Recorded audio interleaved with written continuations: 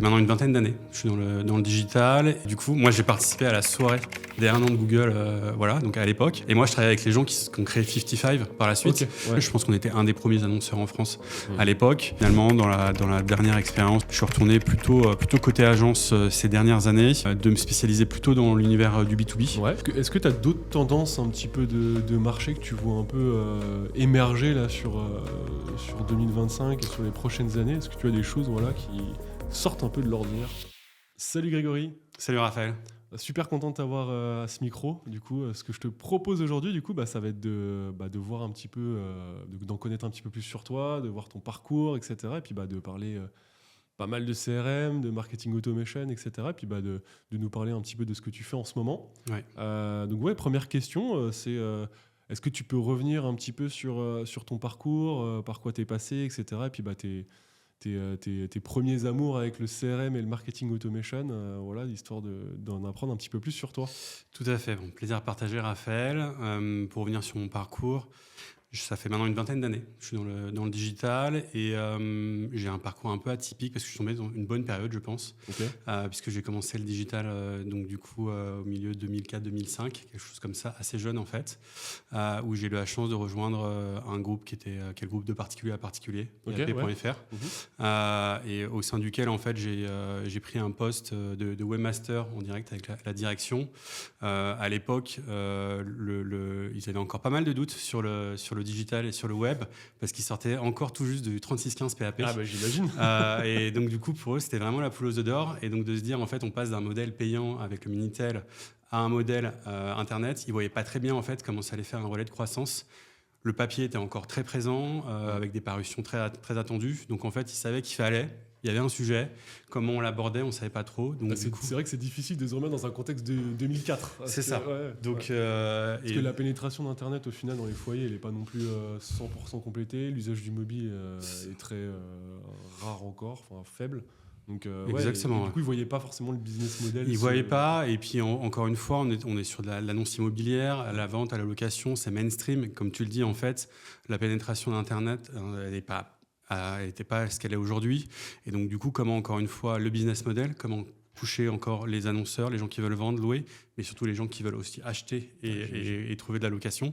Donc, il y a vraiment toute cette problématique qui s'est posée là. Et en fait, du coup, ça a été une formidable école pour moi, puisque en travaillant directement avec la direction, tout en n'y croyant pas, mais en voulant y aller, et en travaillant avec du coup directement l'équipe IT qui était plutôt là pour développer des logiciels internes, le 3615 PAP, mettre à disposition des choses plutôt internes.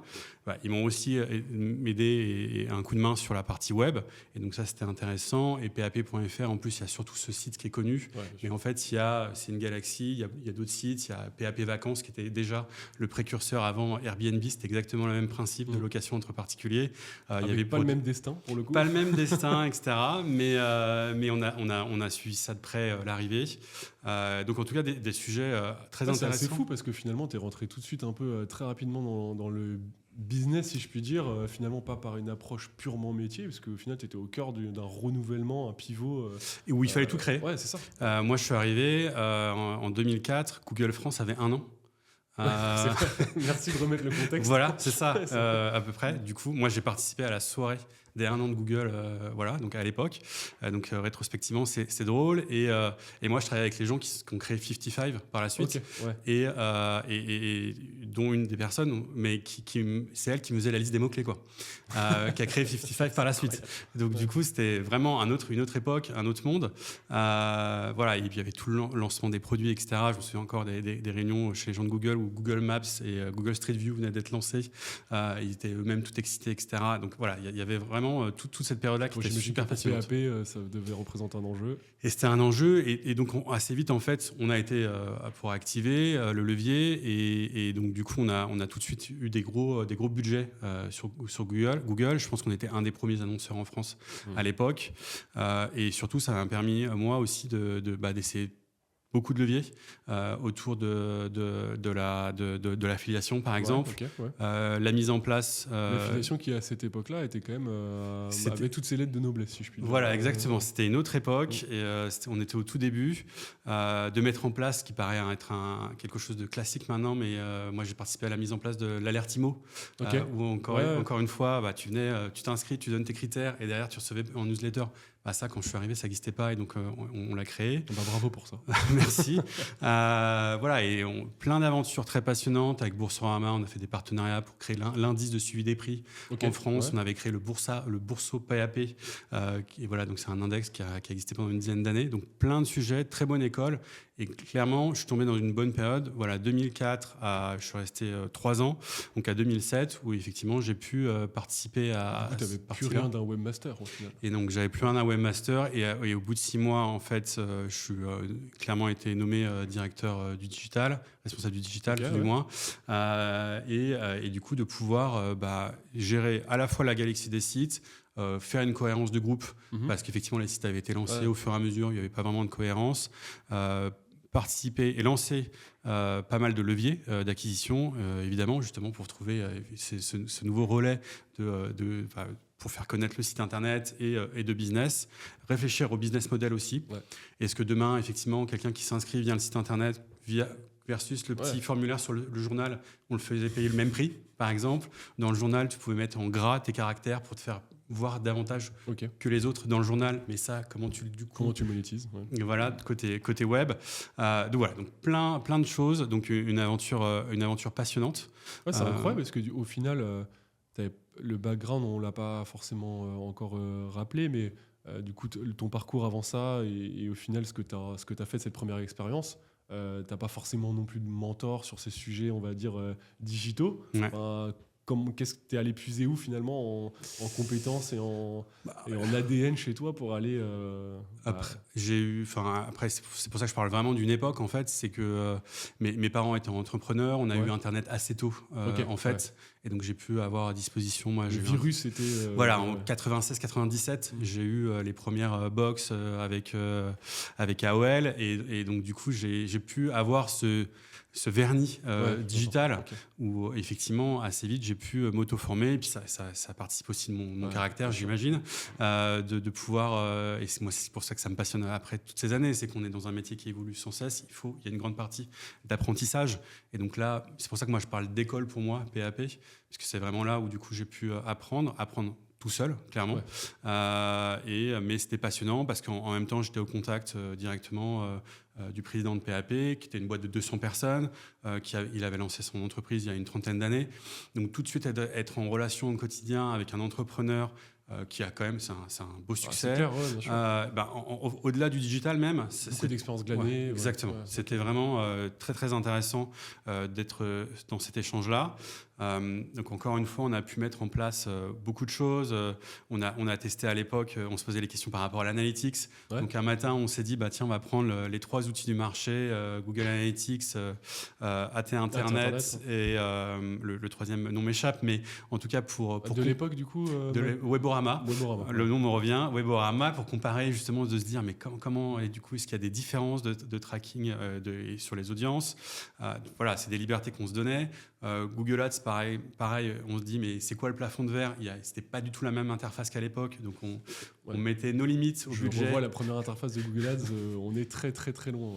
Donc voilà, te faire ce type de test et de se dire voilà où est le plafond de verre en termes de business sur un levier tel que le SIA. Voilà, plein de choses. Finalement, rejoindre Médiamétrie parce qu'on était associé à de la presse papier. Médiamétrie lui-même était en train de basculer vers le digital. Donc, il avait besoin de clients et donc ils ont mis dans un panel et de pouvoir du coup se comparer à d'autres acteurs du marché. À l'époque, il y avait surtout Paru Vendu et le numéro 1 Se Loger. Toujours numéro 1 d'ailleurs. Qui est toujours numéro 1. Et donc voilà, c'était très intéressant. Il y avait une émulsion qui était là sur la création. Tout le monde apprenait en marchant en fait, clairement. Donc, en même temps, quand tu pars du modèle du modem AOL ou du Minitel, tu es obligé, on va dire, jusqu'ici d'apprendre sur le tard, quoi. Et du coup, après, qu'est-ce que c'est l'étape d'après? L'étape d'après, en fait, on a... Moi, mon challenge personnel et de la direction, c'était de dépasser Se Loger en termes d'audience. Et donc, ce qui a été le cas au bout de 3 ans où PAP est passé premier dans le rating de Médiamétrie. Et donc, pour moi, effectivement, il y avait une forme de finalité au projet. Et donc envie de me confronter à d'autres sujets. Et de passer à autre chose. Et passer à autre chose et de me dire, voilà, j'ai appris plein de choses, c'était passionnant. Voilà, est-ce que je suis capable d'appliquer ça dans d'autres univers? Et donc dans les univers suivants, sur les années suivantes, j'ai à la fois passé par l'annonceur et en agence, où j'ai pu effectivement mettre en application dans des postes de direction, de directeur marketing, encore une fois, du digital. J'ai même travaillé pendant une année sur un site qui s'appelle Natilou, c'est de la puriculture bio, donc voilà, où on vendait des couches lavables, mais encore une fois, parce que moi j'ai le virus du digital, donc après le produit, j'ai envie de dire quasiment peu importe, même si voilà, il est important, mais ce qui m'intéresse, c'est comment on met des stratégies digitales pour pouvoir toucher la bonne cible, faire venir du trafic et au final créer que le digital soit un vrai relais de croissance pour l'entreprise pour laquelle je travaille, que ça soit plutôt une entreprise qui soit en mode pure player, donc qui est vraiment née avec ça, ou une entreprise qui a 50 ans d'existence et qui est du coup dans une recherche de relais de croissance par le canal digital. Donc moi, toutes ces expériences-là m'ont permis effectivement d'apprendre pas mal de choses en passant de l'agence à l'annonceur. Clairement de voir les deux faces d'une même pièce, puisque c'est pas les mêmes interactions, et donc aussi d'avoir cette compréhension là par rapport aux usages et aux demandes à la fois de l'annonceur et du mode agence. Et finalement dans la dernière expérience où effectivement je suis retourné plutôt côté agence ces dernières années, de me spécialiser plutôt dans l'univers du B2B ces dernières années, puisqu'effectivement le constat était que grosso modo, le B2B, il y a quelques années, avait une dizaine de retard sur le B2C. Il y avait beaucoup de choses qui étaient pas en place, tout simplement. Pas faites. Souvent, en fait, on avait un site institutionnel. Et puis, on avait une approche terrain avec des sales. Et puis, voilà, concrètement. Enfin, c'est ça. Et en fait, la question était, mais est-ce que le digital est fait pour moi? Comme tu le dis, moi, j'ai des commerciaux sur le terrain. J'ai mes salons. Le business rentre. Est-ce que moi, grande entreprise ou ETI, PME, c'est adapté pour moi? D'ailleurs, c'est intéressant parce que du coup, tu évoques des choses depuis 2004, etc. Est-ce que tu arrives à voir un petit peu dans le rétroviseur la période qui a été un peu un switch, un cliquet pour le marché du B2B, où tu as vu ces entreprises rattraper leur retard, etc. Est-ce que tu arrives à jauger un petit peu cette période de temps ou c'est difficile finalement? En fait, moi, je fais du B2B maintenant depuis une dizaine d'années. Ouais. J'ai fait 10 ans de B2C, 10 ans de B2B, grosso modo, dans les grandes largeurs. Ça va, ça n'a pas été trop difficile Non. Mais du coup, clairement, le B2C m'a beaucoup aidé dans l'approche du B2B, puisque sur la partie acquisition pure, on reste à peu près sur les mêmes leviers et sur les mêmes logiques. C'est après que ça change un petit peu. Et sur le changement... Clairement, c'est lié aux années Covid. Effectivement, moi, les premières années effectivement, du B2B, c'était quand même encore compliqué, lié aussi à la maturité des interlocuteurs côté client, où effectivement, ils n'avaient pas il y avait un poste, il y avait une personne. Souvent, en fait, c'était la direction de la communication qui avait la main sur le site internet. Et un matin, on lui a dit, ça serait bien de faire un peu de business avec ce site. Donc, comment on fait? Tu vois, c'est intéressant parce que je pense que en te connaissant aussi, en connaissant un petit peu ton parcours, je sais aussi que tu as eu la chance de travailler avec des grands groupes, des boîtes assez structurées, assez, on va dire, matures sur leur activité, pas forcément sur les métiers et les expertises que tu vas nous expliquer dans quelques instants. Mais concrètement... moi, ayant plus travaillé sur un segment de marché, on va dire plus start-up, scale-up, etc., je le jugerais, on va dire, peut-être un tout petit peu en amont de cette phase Covid, notamment parce que pas mal de levées de fonds, etc., et des boîtes, en fait, se montant sur des modèles SaaS, etc., qui ont peut-être aussi hissé le niveau de jeu. Je suis d'accord avec toi. Et du coup, en prenant aussi des parts de marché à des boîtes bien mieux positionnés au départ, mais qui du coup voyaient leur capital diminuer. Est-ce qu'il n'y a pas une prise de conscience aussi en amont, et je suis totalement d'accord avec toi que le Covid, tu avais besoin de te bouger en fait. Ouais. Et donc le physique, les events, etc., bah, comme c'était zéro, bah, les grosses boîtes, elles ont dû aussi pivoter. Mais en tout cas, de ma perception, je trouve aussi qu'il y a le bas de marché ou le middle market est venu aussi challenger les gros poissons, si je puis dire. Clairement, et les premières années, dans mon expérience sur le B2B, c'est ces types de clients-là qui ont porté l'activité. C'est la partie logiciel SaaS, tout ce qui est lié au SIRH par exemple. Ouais, maintenant, je pense qu'il y a beaucoup d'entreprises qui ont pivoté vers des pure players, alors qu'il y avait des acteurs qui existaient sur ce sujet-là depuis des années. Invincibles. On ne va pas les citer aujourd'hui, mais dont on n'entend plus forcément beaucoup parler et avec lesquels moi j'avais travaillé à l'époque, mais qui ont clairement raté le virage. Réagi, quoi.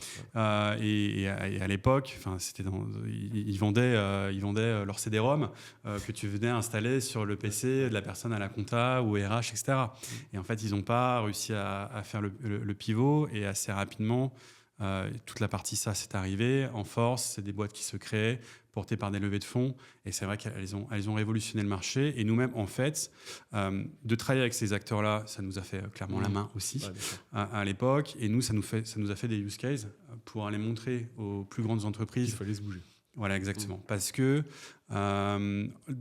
ce qui est intéressant de travailler avec le middle market ou les grands comptes, c'est qu'effectivement, elles ont quand même le temps pour elles, puisque c'est des boîtes qui existent encore une fois. Elles sentent qu'il y a un sujet, donc elles vont prendre le temps pour changer un petit peu leur manière de travailler. Plus agile, moins d'inertie aussi. Exactement. Par contre, elles ont besoin d'être nourries par des use cases, de justifie-moi, parce que malgré tout, ça reste un investissement, qu'il y a toujours des questionnements, il y a des arbitrages budgétaires, évidemment.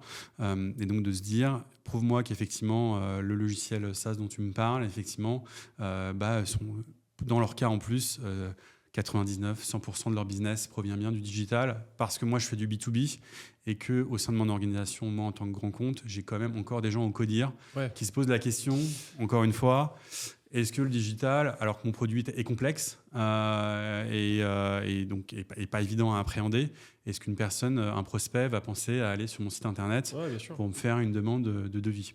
Mais au final, ce qui me laisse à penser que ton métier et ton parcours a finalement un peu commencé comme ça, c'est que déjà, c'est comprendre l'activité, comprendre le sous-jacent de ce qui change sur le secteur, des nouveaux usages aussi face à des concurrents plus petits qui sont un peu plus rapides aussi à changer les choses. Mais ce que je comprends, c'est que du coup, maturité des interlocuteurs sur ce sujet, vision et compréhension de ce qui est en train de se tramer. Et au final, je l'imagine que c'est le dernier point, c'est aussi transformation en interne, parce que on est organisé comme ça, pourquoi changer en fait. Exactement. Et tu vois, ça me fait revenir même à PAP, où du coup, on va en reparler, mais c'est la conduite du changement qui est quand même au cœur de mon métier. Au final, on est là pour intégrer et mettre en place des plateformes techniques, mais même à l'époque de PAP, du coup, il fallait accompagner le commercial qui historiquement vendait une 4e de couverture à vendre des bannières pour les sites web. Et donc il y avait déjà ce travail-là en fil rouge et sous-jacent. Mais c'est l'élément essentiel, là où effectivement dans les startups et les scale-up et le monde SaaS, ils sont créés il y a une dizaine d'années, il y a 5 ans, 2 ans. Ils n'ont pas besoin qu'on leur fasse une conviction, en tout cas, sur le sujet. Ils le sont déjà. C'est ça. Donc là, il faut leur montrer que tu es le partenaire. Exactement. Ils sont déjà dans une logique, OK, mettez-moi le stack qu'il faut. Moi, j'ai les équipes, j'ai le mindset au niveau des équipes qui fait qu'on va s'aligner sur du digital et on se pose moins la question. Dans des organisations un peu plus grandes, encore une fois, ils tâtonnent, ils regardent, ils ont besoin d'être convaincus. Et au-delà de ça, au final, quand on arrive, c'est comment on onboard les équipes et comment, effectivement, on explique à des gens, vous allez changer un peu votre manière de travailler. Même en amont, j'imagine, c'est aussi très politique. Parce que qui dit transformation dit prise de risque, et donc du coup changement égale attention, donc, Exactement, et c'est vraiment tout le challenge, et c'est pour ça que Dans les groupes qu'on accompagne, effectivement, le niveau d'interlocuteur, en ayant fait pas mal de B2C, et le spectre est beaucoup plus large. Ouais. Parce qu'à la limite, effectivement, en B2C, on va parler à un CMO ou à un directeur du marketing digital. Ça va être un autre interlocuteur. Il va peut-être avoir des équipes opérationnelles, etc. Mais là, il faut vraiment, dans des organisations B2B un peu plus grandes, ça peut remonter d'avoir vraiment des sponsors jusqu'au CODIR. Et puis, comme tu dis, les périmètres ne sont pas tout à fait délimités comme en B2C. C'est ça. Donc, on a vraiment cet enjeu-là de parler à différents niveaux d'interlocuteurs. Et on vient vraiment à nous-mêmes ce qu'on leur explique quand ils veulent faire de la prospection, mais de trouver quels sont les influenceurs, les décisionnaires au sein de l'entreprise, quels sont aussi les personnes qui vont justement mettre des bâtons dans les roues. Il y a une cartographie finalement de la collaboration à avoir avec le client. Mais du coup, c'est intéressant parce que tu as fait donc 10 ans de B2C, 10 ans de B2B, à la fois chez l'annonceur et en agence. Ouais. Et du coup, aujourd'hui, est-ce que tu peux un peu présenter ce que tu es en train de mettre en place, ton offre aussi, mais au global, là, du coup, toi, ta vision un petit peu sur CRM et marketing automation. Exactement. Et évidemment, on mettra en perspective toutes les nécessités que ça demande avant de pouvoir mettre en place finalement l'outil CRM. Limite, c'est presque, c'est pas une fin en soi, quoi. Exactement. Clairement pas. Et donc là, en termes de parcours, après c'est une dizaine d'années effectivement dans le B2B où j'avais pour le coup un scope un peu plus large en termes d'accompagnement. En fait, clairement, le sujet s'est posé en se disant mais c'est quoi le cœur du moteur ? Qu'est-ce qui fait qu'un acteur B2B va vraiment évoluer ? Donc encore une fois, effectivement, on a ce sujet outil, mais par ce sujet outil, on y revient, on fait la conduite du changement. Les autres leviers sont importants, le SEO, le SIA, l'analytics, la CRO, le contenu. Et la gouvernance, voilà. Au sens large aussi de tout ça. Mais effectivement, quand on est sur des sujets SIA, c'est intéressant parce que ça leur fait réfléchir sur leur positionnement de produits, mais moins au côté organisationnel, malgré tout. Et donc, du coup, c'est vrai que j'avais cette réflexion-là, de se dire, voilà, il y a vraiment quand même, ça se développe encore beaucoup, cette partie CRM, marketing automation, au sein des entreprises. Et c'est vrai que du coup, dans le parcours, de pouvoir avoir... pour moi, la suite du parcours qui était normal après avoir été directeur général dans mon ancienne agence, c'est de pouvoir passer moi-même sur une partie entrepreneur et donc de créer mon entreprise Ibiki en m'associant avec Étienne Alcouf et Léo Sonigou pour créer cette entité au sein d'un écosystème d'agences digitales qui crée une complémentarité et de travailler avec des gens tels que Junto sur la partie acquisition, Angel Studio sur la partie créative et nous sur la partie CRM. Il y a clairement une complémentarité très forte qui se fait pour le client et tout en étant chacun dans notre expertise et de pouvoir la pousser à fond. C'est vraiment aussi le choix qui a été fait et de pouvoir proposer le meilleur service possible pour nos clients. Donc ça, c'est une partie importante. Donc création d'Ibiki en septembre, septembre 2024, de pouvoir continuer à créer de la valeur pour les clients en intégrant effectivement à la base des outils. Nous, chez Ibiki, on a fait le choix d'être agnostique en termes d'outils, mais en même temps, on a rapidement fait le tour, puisque côté marketing automation, on a des outils comme Pardot, Marketo, Eloqua et HubSpot. Et côté CRM, on a de nouveau HubSpot, qui effectivement est une suite, donc à la particularité d'avoir les deux côtés. Et on a évidemment Salesforce et Microsoft Dynamics, un peu moins, mais Salesforce étant l'acteur effectivement prédominant sur le marché, puisqu'il existe maintenant depuis une vingtaine d'années. Et en tout cas, les acteurs du mid-market et des grands comptes, on retrouve chez 80% des clients du Salesforce. Ouais, d'ailleurs, ma question là-dessus, c'est que le taux d'équipement aujourd'hui, tu le juges assez satisfaisant sur les acteurs que tu peux accompagner d'un point de vue capacité à être outillé. Et ma deuxième question, tu la vois probablement venir, c'est que tu es outillé, oui, mais est-ce que du coup, tu te sers bien de l'outil ? Exactement. Et en fait, historiquement, ce qui s'est passé, c'est que c'est l'IT qui a mis la main sur ces sujets-là. Et donc, en fait, ils ont outillé les équipes, marketing digital et les côtés sales.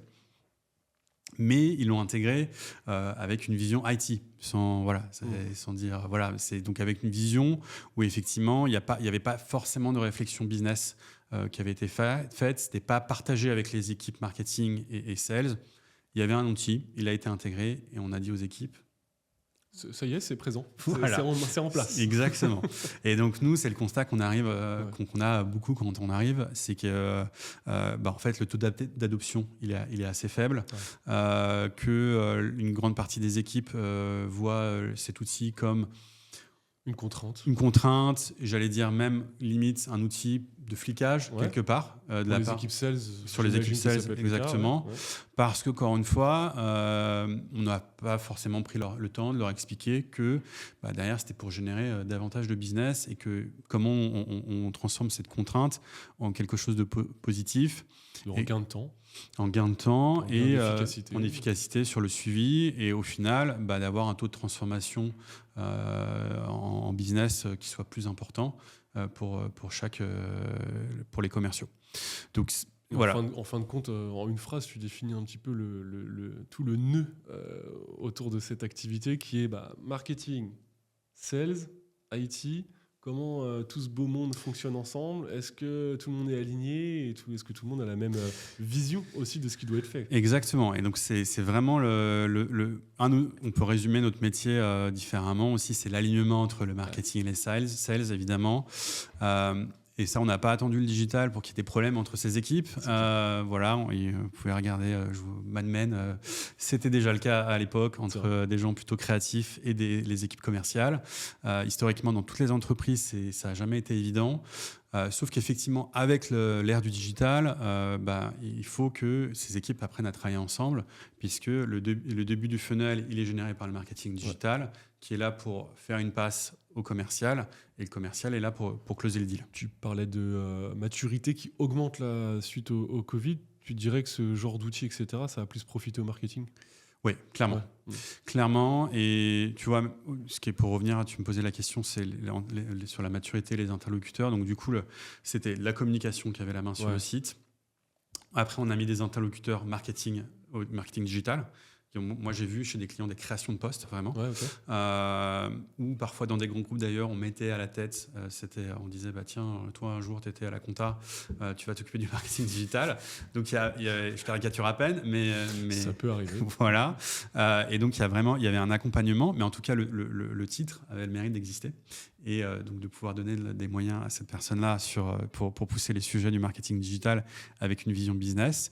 Donc, eux, ils ont mis en place effectivement toute une stratégie d'acquisition, de refonte de site internet pour le rendre un peu plus lead machine. Voilà. Et donc ça, c'était un premier pas, mais qui était très, très, très, très important, de démontrer qu'effectivement, le site web était pourvoyeur de leads, de contacts. Oui. Ce qui aujourd'hui nous paraît assez logique. Voilà, mais encore une fois, quand tu passes dans ce site institutionnel qui te racontait effectivement combien, moi, un grand groupe du CAC 40, je suis formidable, et parler surtout aux actionnaires, qui est un truc super important. Mais voilà, de se dire, demain, en fait, malgré la complexité de mes produits, encore une fois, je vais être capable de générer du trafic qualifié et des leads. Ça, c'était une première étape. Sauf que finalement, les deux, excuse-moi, je te coupe, mais du coup, les deux mouvements de fond que tu signifies ici, c'est qu'il y a un rapproché quand même entre les enjeux de la com et du marketing, voire même des équipes qui ont fusionné sur certaines organisations. Exactement. Et au final, une conscience, soit au niveau des C-level, soit au niveau des sales, que le marketing peut quand même aider à mieux transformer, quoi. Exactement. Et clairement, dans les organisations, sur la partie digitale, en tout cas, ça peut arriver encore qu'il y a une direction de la communication digitale qui, grosso modo, a encore la main sur la partie institutionnelle du site. Corpo, effectivement. Après, suite à une refonte, tu es obligé de garder une petite partie corpo. Mais qui a perdu le côté marketing de la com. Voilà. Et à la limite, on peut leur avoir laissé les réseaux sociaux. Voilà, sur cette partie-là. Peut-être, ça dépend des réseaux. Mais ça dépend, des réseaux. Mais grosso modo, ça s'est réduit quand même un peu peau de chagrin. Leur scope et le marketing digital est arrivé pour faire du business. Et souvent, du coup, tu te retrouves avec une direction commune maintenant pour effectivement aider aussi à définir les scopes. de chacun et que ça soit plus évident pour se retrouver en disant moi je m'occupe de telle partie et telle partie. Parce qu'encore une fois, on parle vraiment d'alignement, il ne faut pas que l'un exclue l'autre. Moi j'ai besoin de travailler sur tout le funnel. Si demain il n'y a plus de communication, derrière, bien sûr, on va galérer tous à notre niveau. Clair. Donc, mais tu as évoqué ces sujets et finalement sur Hibiki, agence CRM, marketing automation, aujourd'hui, comme tu l'as dit, il y a une attraction de l'IT historique sur les sujets techniques, CRM, etc. Historiquement, tu peux toujours... Le CRM, moi en tout cas, de la manière dont je l'ai jugé dans les organisations, peut-être plus B2C que B2B d'ailleurs, où c'était une équipe à côté qui du coup a sa propre manière de fonctionner, etc. et qui est soit au service, soit pas au service des autres équipes. Est-ce que, comment tu vois le truc et comment tu arrives, toi, et sur les différentes missions que tu as pu avoir, à les faire travailler aussi ensemble? En fait, c'est là où on est passé dans le prisme a un peu changé, c'est que maintenant, effectivement, tu l'as dit, c'est des équipes qui avant qui avaient la main sur la gouvernance de la donnée, parce qu'ils avaient la main sur le CRM, et ils avaient tendance à être plus royalistes que le roi, en disant on touche à rien, on fait rien. Voilà. Maintenant, je pense que ça a évolué de ce côté-là, et de comprendre que ces équipes-là, ces CRM managers, travaillent au service des autres. En fait, et donc sont non plus là pour garder et mettre des murs autour du CRM, mais plutôt comment j'ouvre ma donnée, comment je la partage ma donnée et comment elle peut être utilisée pour faire du business. Donc ça, c'est un point important qui a évolué quand même ces dernières années, où on bute moins sur ce typologie de personnes, de postes, pour faire évoluer les choses. Parce que on parle de big data depuis maintenant depuis des années. Voilà, mais la big data, en tout cas dans l'univers B2B, elle est où? Elle est dans le CRM. Donc du coup, comment on fait pour l'exploiter?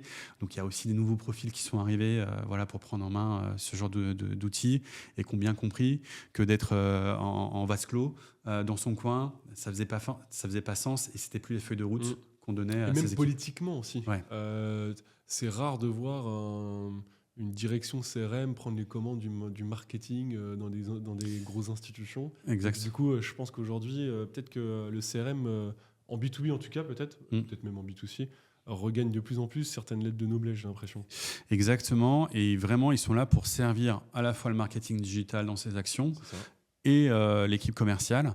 Par l'exploitation de la donnée. Et levier héroïste. Exactement. Et toute la donnée que tu peux faire remonter à un commercial, parce qu'on est très riche de données, évidemment, encore une fois avec la big data, mais comment vraiment maintenant, en 2025, on peut vraiment l'exploiter. Et au-delà de l'exploiter, c'est comment tu la mets à disposition des différentes équipes, ce qui n'était pas le cas en fait jusqu'à très peu de temps.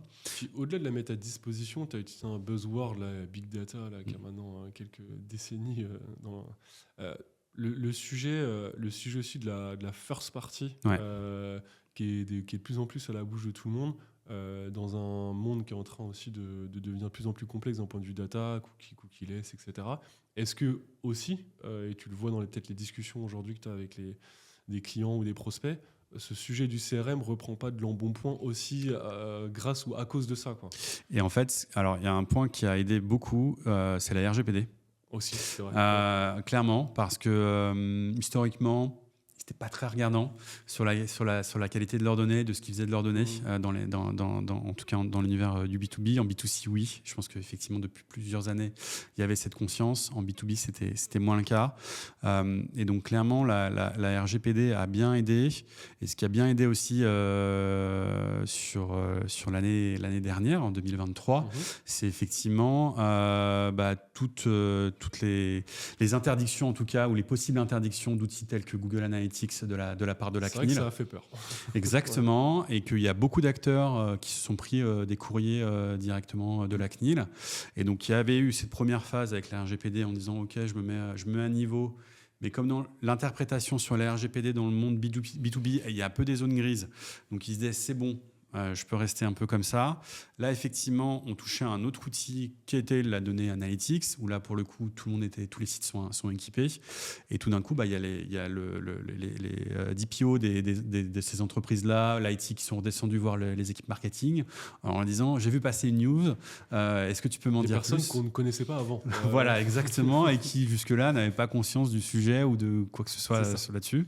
Mais grosso modo, toutes ces réglementations, c'est un constat, mais ont quand même aidé à faire des prises de conscience sur la donnée et comment je gère ma donnée, quel contrôle sur la donnée et comment je la mets quand même malgré tout à disposition, comment et au-delà de la mettre à disposition aussi, quelle lecture simple j'en fais. Comment je la capte aussi. Exactement. Et comment j'essaie d'en baser un petit peu plus de contact de cette manière-là, parce que je serais plus capable à terme peut-être du coup de faire autrement. Et une vraie prise de conscience sur la data first party, en se disant voilà, j'ai plein de données, j'ai plein d'informations, mais il faut que je sois un peu plus propre et nickel, parce que derrière on revient à des enjeux business.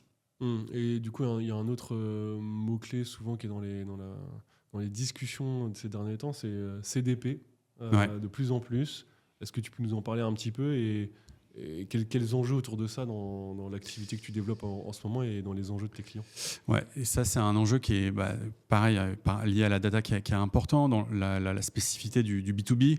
C'est qu'on a une partie de l'activité du prospect qui se passe online, qui est traquable effectivement par les outils analytics, et une donnée qui est offline parce qu'elle est hébergée dans du CRM. Tout à fait. Et donc, du coup, comment on organise cette réconciliation de la donnée pour avoir un parcours complet qui permet effectivement de valoriser ces actions marketing. Ça, effectivement, s'il n'y a pas ce travail de réconciliation qui est fait, c'est compliqué derrière de justifier des budgets et de se poser encore la question en disant mais est-ce que vraiment le digital a participé à ce business-là ? Est-ce que je ne l'aurais pas fait de toute manière ? Est-ce que je ne referais pas de la télé, de la radio ? Exactement, où je vais tout réinvestir sur mes salons. Et donc, c'est le premier point lié à la CDP, la Customer Data Platform, en fait, ça va être déjà de réconcilier la donnée pour valoriser le travail des équipes du marketing digital et de savoir si les investissements qui sont faits, effectivement, il y a une vision héroïste dessus. Et ça, à date, après, c'est encore une fois, c'est des choses qui sont très commune, mais dans les groupes on en parle depuis longtemps, un peu comme la big data, en fait. Mais parce que je vais employer des mots comme les data lake, en fait. C'est des termes qu'on utilise depuis un certain temps. Mais en fait, en ayant une bonne connaissance du marché, des mid-market et des grands groupes en France, qui a vraiment un data lake avec les données. Ah oui, alors il peut avoir les données en silo, ça déjà. Oui, souvent. Voilà. Très souvent. Donc c'est déjà, ça peut être un premier point. Et surtout, en fait, on se rend compte, c'est que comme c'était des projets qui étaient menés par l'IT, ces sujets data lake ou CDP, moins CDP mais plutôt data lake, c'était plutôt des données métiers. Ouais. Effectivement, je suis une boîte industrielle. En fait, c'est sur mes équipements que je mets des capteurs. Tout à fait, et que je vais remonter de la donnée interne. Ce qui est très intéressant parce que le taux d'usure, le smart building, pour l'avoir beaucoup travaillé, quand on est constructeur d'ascenseurs maintenant, effectivement, il y a plein de puces partout pour voir la détérioration des pièces. Sécurité, exactement. Maintenance. Mais ça, en fait, dans l'esprit des équipes IT, c'est ça, en fait, les data lakes. Je fais remonter cette donnée-là. Et puis, la donnée commerciale, marketing, c'est un peu le parent pauvre. Donc voilà, donc on va revenir à du data lake, mais sur lequel on va leur dire, nous, on a besoin d'unifier la donnée, parce qu'encore une fois, on revient à ce sujet où d'un côté, on a du online et du offline. Il faut une clé de matching qui va nous permettre de se dire, on a un parcours complet. Et c'est là où on arrive à des sujets Customer Data Platform. Oui. Tout à fait. Et finalement, une autre tendance un peu de fond, là, c'est un autre sujet souvent évoqué, c'est l'hyper-personnalisation. C'est quelque chose qui revient sans cesse. Finalement, avec CDP, Marketing Automation, est-ce qu'on y arrive ? On y arrive. Alors pareil, ça fait partie des sujets dont j'entends parler depuis 15 ans à peu près. On peut parler de la contribution-attribution aussi. Voilà, c'est des sujets un peu assez anciens dans l'univers digital. Mais on commence à y arriver. Et justement, on y arrive grâce à l'IA. parce que, encore une fois, on parle de données, donc beaucoup de données, c'est très bien, même quand on a une très bonne CDP où toute la donnée est réconciliée, elle est exploitable. À un moment donné, quand on sort la donnée en brut, il y a des millions de lignes, il y a des millions de parcours, il y a des millions de cas. Donc c'est très très compliqué. Et donc là, effectivement, avec l'IA, après en avoir parlé pendant des années, on y est vraiment. Et de pouvoir personnaliser vraiment le discours, aussi bien sur la web perso. Demain, je pense que ça sera beaucoup plus évident. Il y a des outils qui existent depuis des années, pas mal en B2C, j'en ai utilisé pas mal aussi, où effectivement ça te personnalisait ton code promo par exemple. Mais au final, ça n'allait pas beaucoup plus loin, alors qu'on normalement on te vendait le fait de vraiment rédiger du contenu sur mesure, etc. Là, on y est. Demain, effectivement, on sait que tu es Raphaël, que tu travailles dans telle entreprise, que tu es déjà venu sur le site voir telle partie, telle catégorie, telle offre, voilà, l'offre d'Ibiki.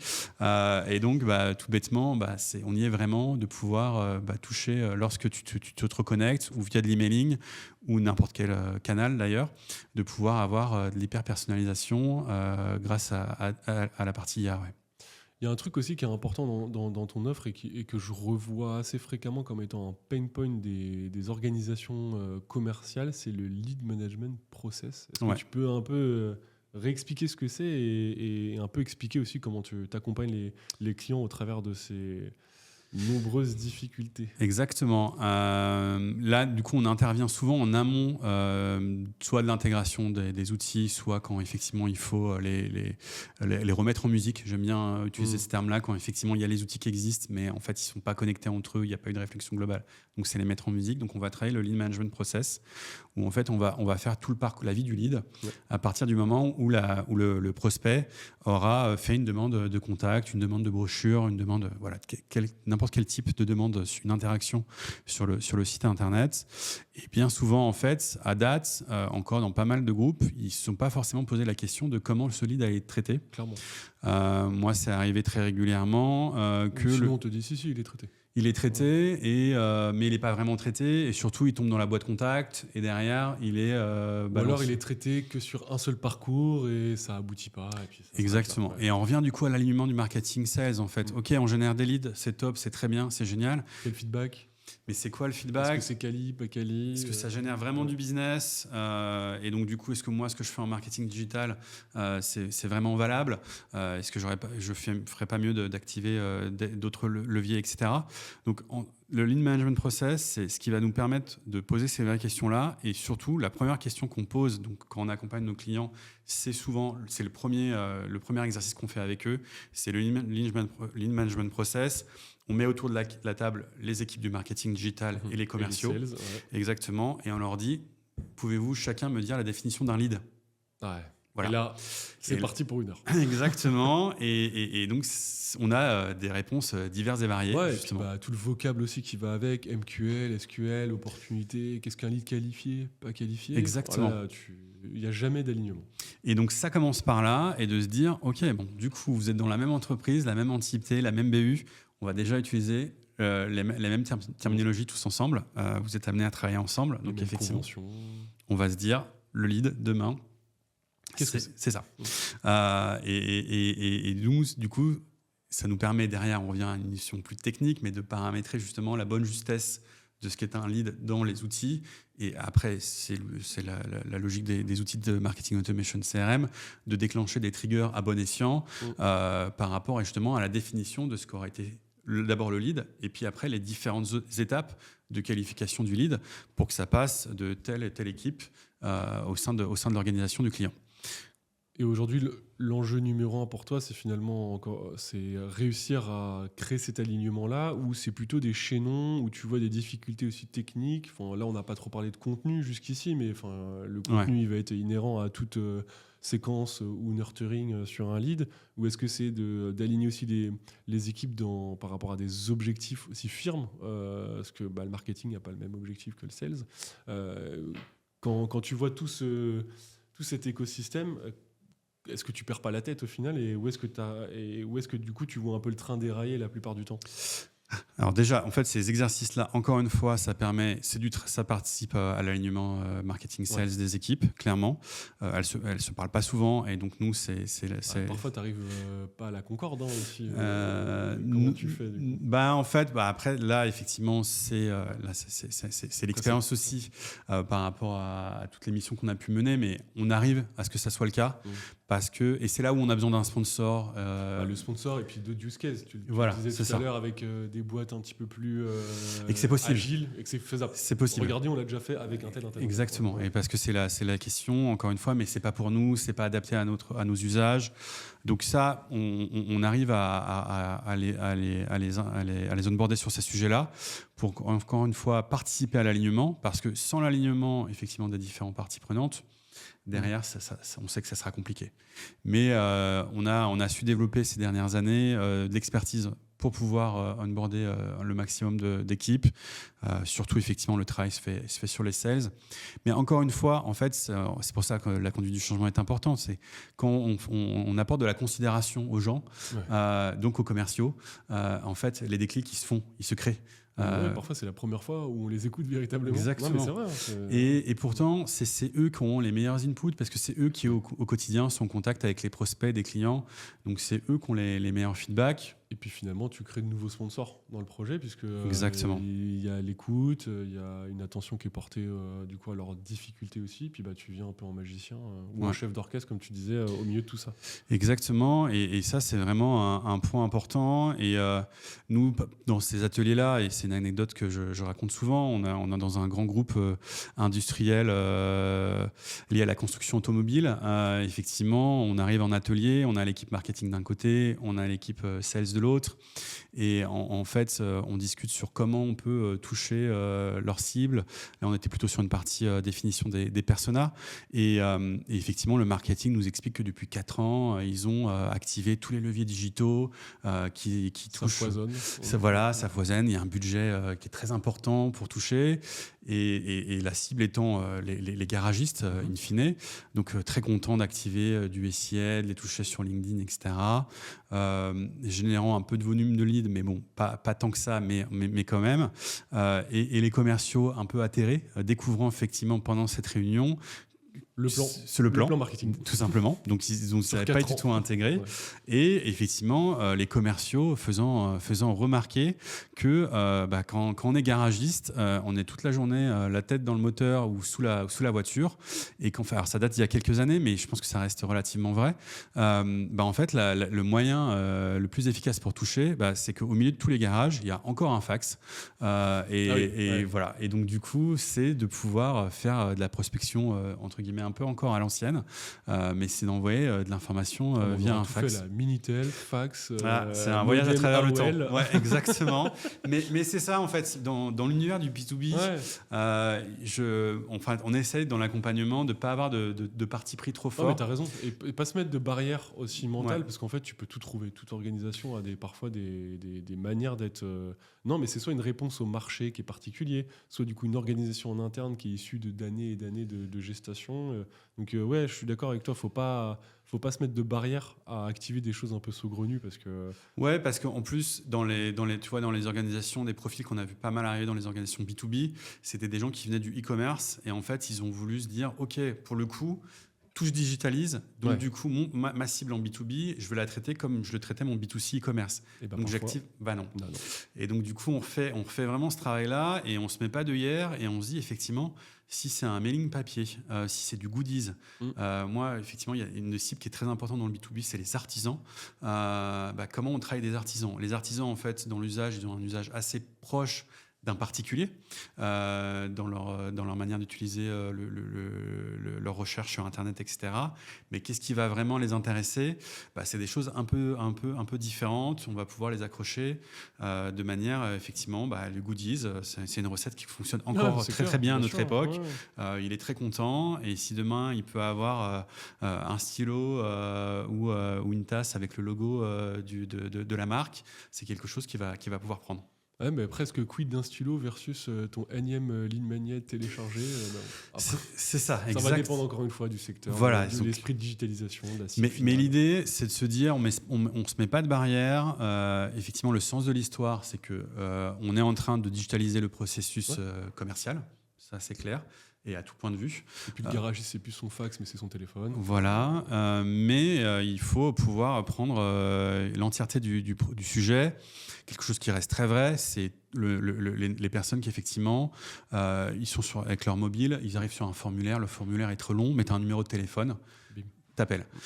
Ok, du coup c'est quand même un parcours digital, parce qu'il a été sur ton site grâce à tes actions sur le digital, il finit au téléphone, et donc comment tu fais pour faire ce suivi-là et se dire que effectivement les touchpoints ont été multiples entre du online et du offline. Du coup, on a évoqué pas mal de sujets, mais est-ce que tu as d'autres tendances un petit peu de marché que tu vois un peu émerger là, sur 2025 et sur les prochaines années? Est-ce que tu as des choses qui sortent un peu de l'ordinaire? Ouais, alors je vais pas être très, c'est pas une grande nouveauté, mais c'est clairement lié à l'IA et à l'automatisation, parce que effectivement, je pense que ça va pas mal aider côté CRM sur les sales en fait, où à date, malgré l'arrivée d'acteurs comme HubSpot, c'est plus simple de remplir un CRM que ce n'a l'a été, mais ça reste quand même un meeting ce matin dédié à ça. Tu vois. Voilà. Comment on peut faciliter le fait de remplir l'expression de besoin d'un prospect dans HubSpot sans que ça prenne trop de temps. Donc, passer par une interface où il y a quand même différentes étapes pour bien compléter l'information, etc., ça reste une contrainte. Donc demain, effectivement, il y a déjà des outils qui existent sur le marché, mais d'avoir des agents IA pour les commerciaux ou en mode discussion, chat, ils peuvent mettre à jour leur CRM. C'est quand même, je pense que ça va être une révolution importante pour les commerciaux et donc démultiplier l'adoption sur le CRM. Et encore une fois, en fait, et c'est vrai dans mon travail, moi, au quotidien, l'IA, ça devient une aide pour moi. Donc, pour les commerciaux, ça sera pareil. Parce qu'au-delà de remplir son CRM c'est l'IA qui va te faire les rappels sur le suivi. Qui peut te faire l'enrichissement aussi. Exactement. Toute cette partie enrichissement qui est très importante. Et voilà. Et donc, par rapport à cette IA, il y a aussi effectivement les commerciaux qui vont devoir se digitaliser eux-mêmes un petit peu. Ouais. Et demain, mais je pense que ça leur met le pied à l'étrier, et comment du coup aussi ils sortent eux-mêmes dans leur phase de prospection de choses un peu plus classiques. Et tu vois les mastodontes aussi prendre ce virage-là. Enfin, en tout cas, c'est la communication qu'ils font. Mais est-ce que derrière, dans les outils, dans les approches, tu vois des choses évoluer? Tu évoquais Salesforce tout à l'heure, Dynamics ou HubSpot. Alors les gros du marché, les éditeurs, effectivement, ils ont tous des solutions maintenant IA qui sont encore pas mal en bêta, en fait, clairement. Donc du coup, il y a pas mal d'outils qui sont arrivés sur le marché, et des outils one-shot. Maintenant, je prendrais plus ce genre d'outils pour venir les intégrer dans un stack HubSpot et Salesforce, parce qu'à cette limite, ils ont choisi un vertical d'agents IA CRM, par exemple. Chercher, il y en a plein. Ils sont plus pertinents qu'un HubSpot, un Salesforce qui a lui-même lancé ça, mais qui tâtonne encore dessus, parce qu'encore une fois, c'est pas son vertical principal, et donc c'est assez complexe. Et sur l'IA en général, côté groupe, là on retrouve dans autant le marketing automation, le CRM, on l'a dit tout à l'heure, c'est redescendu côté marketing et sales sur la prise en main. Là en fait, et pour des questions de sécurité, l'IA, il est quand même beaucoup côté IT. Voilà. Et donc du coup, on se retrouve de nouveau à attendez, on s'en occupe, on gère pour vous. Et puis et on va vous livrer un truc dans 1 an, 2 ans, 3 ans, 4 ans. Ou jamais, j'en sais rien.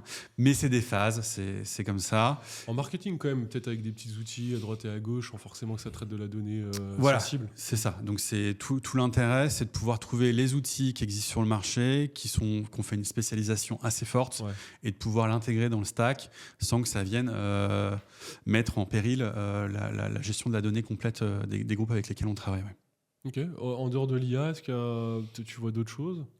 Vraiment, il y a la transformation des commerciaux eux-mêmes sur la manière dont ils travaillent leur prospection, sur cette partie-là. Et après, sur la partie marketing, on a beaucoup parlé des sales, la partie marketing, c'est effectivement... de pouvoir vraiment profiter de l'automatisation avec de l'IA. On en a parlé sur la personnalisation. On a effleuré le sujet sur le nurturing. Ouais. À date, le nurturing, en fait, il est assez peu mis en place dans les groupes. Très peu. Ou de pied de qualité, souvent. Ou en plus, on ne s'entend pas sur ce qu'est le nurturing, tout simplement. On vient un peu, qu'est-ce qu'un lead? Mais on peut faire la même question, qu'est-ce que le nurturing? Un nurturing, nous, on en était même arrivé à parler de nurturing court et nurturing long pour se faire comprendre auprès des clients, mais ce qui n'est un non-sens dans l'absolu. Parce qu'un vrai nurturing, effectivement, c'est sur le temps. Et effectivement, c'est parce qu'on envoie 3 mails que c'est du nurturing. Non, un nurturing, c'est effectivement sur un segment par rapport aux interactions faites par le prospect, le client. C'est qu'il rentre dans un schéma de campagne. Et ce schéma de campagne, il se déroule sur 6 mois, 1 an. Et du coup, même plus. Parfois même plus. Et effectivement, de pouvoir avoir grâce au scoring, ça c'est un gros enjeu du marketing automation, de pouvoir avoir la notation sur les interactions que le prospect fait.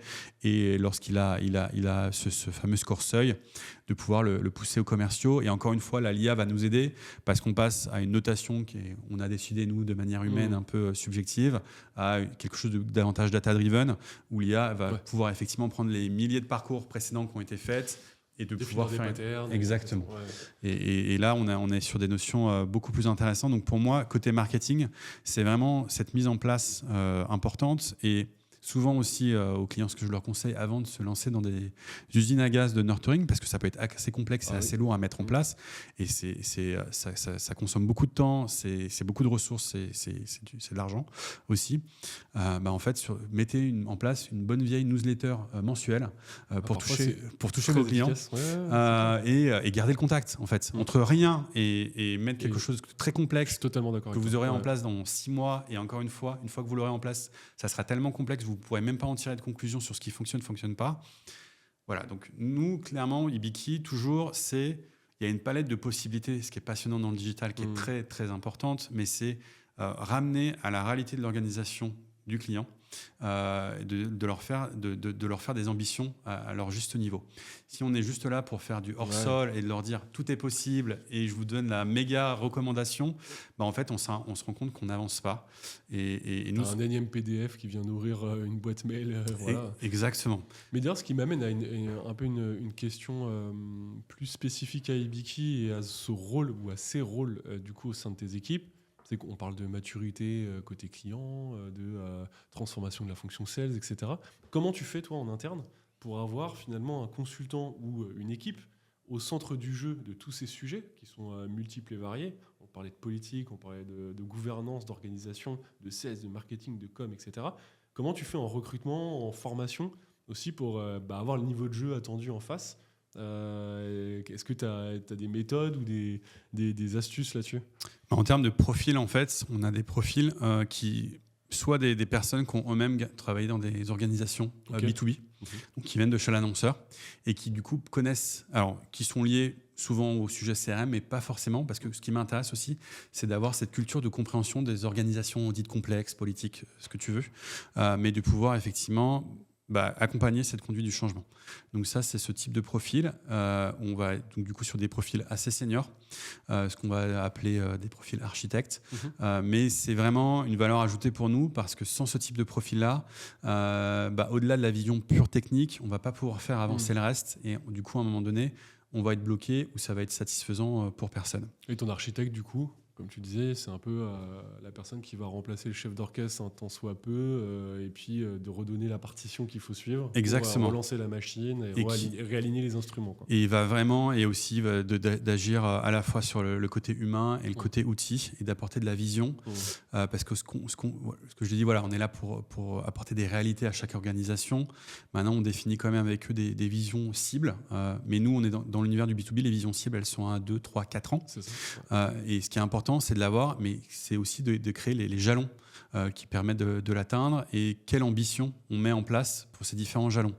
Et donc l'architecte, dans son rôle au quotidien, c'est de mettre les jalons au bon endroit pour pas se planter dans le projet, parce qu'encore une fois, si à un moment donné, on a trop d'ambition, le jalot est trop haut, ou n'est pas assez héroïste, Tu frustres tout le monde. Exactement. Et on revient au débat de le digital, c'est pas fait pour moi, on s'en reparle dans 3 ans. En arrière, Exactement. Donc c'est vraiment tout l'enjeu de ce type de consultant chez nous, c'est définir la vision cible, ce qui est le plus important, ce qui est très important, mais le plus important, pardon, c'est quel chemin.